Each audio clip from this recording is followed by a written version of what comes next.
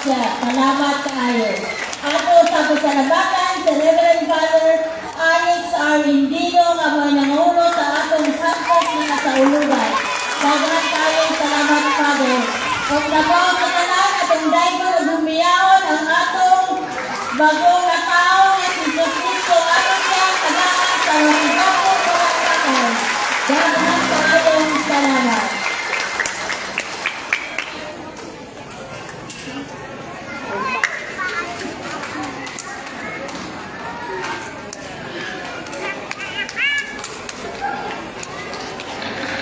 Una-una, ang akong kinatibukan na pagpasalamat sa inyo ang tanan. Diyan sa inyo ang makanlayon nga pagduyog sa maong kasaulugan gikan sa first day hangtod karon nga naagihapon kamo na lahutay.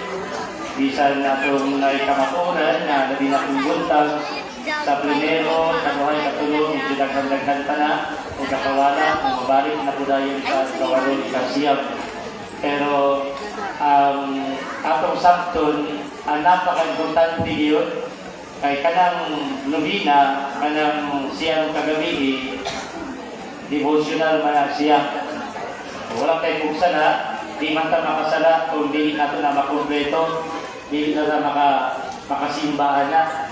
Pero kanang siyang dapat yun naagin kay masimbahan ana. Kay napaka-importante hapon, pero wala kayo nga obligado din kayo. Dili parihaan ng Domingo na makasala kita kung kita mo simbaan ng Domingo.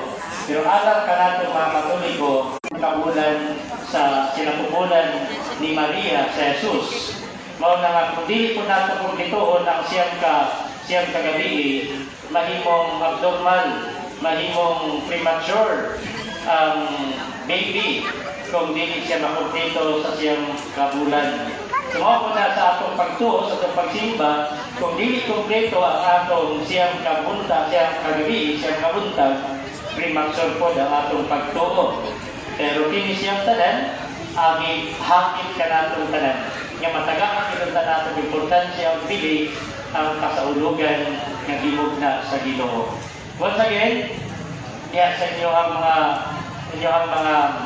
sa caroling nga dito ginatayon sa simbahan o sa construction o kanang inyong mga regalo basin na ay mga hindi man kung baliban ginoon kung na yung tulog ang among lang wala kong magkinahanglan ng mga material na butang kung inyong regalo. Ang akong gusto ng inyong regalo, mga pamilya na lang, mga simento, o guman pa diyan ng mga magamit na diyan sa simbahan. Kaya kini, dahil pa kayo siya na katabang alang sa pagpadayon sa atong construction. Salamat kayo sa inyo ang kanan, salamat punta na sa sunod ng mga adlaw, sa sunod ng mga sahulugan, santos ng misa, magkita-kita gihapon kita, ay nakikadaghan, o pagkamutan nato nga mahimo kay isang kamayan nga may kiksan mo siya sa kalipay sa pagkahimugso sa Ginoo.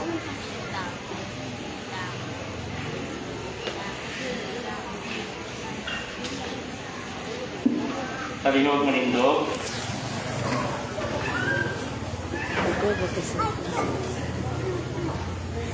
Ang Ginoo manawag kaninyo.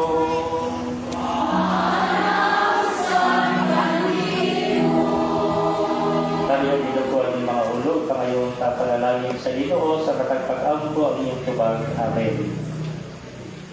Sa pagkahimong tao sa anak, ang Diyos kaayo na walay tinutuban. Nagwagtang sa kaligid sa kalimutan o sa iyang pagkatao nga mahimayaon. Nagdanag ni ining gabi nga balaanon. Sa ingon ang kangitngit sa inyong mga daotang buhat, huwag tangon unta niya, pag ang inyong mga kasing-kasing, banwagan unta niya sa kahayag sa inyong mga maayong buhat.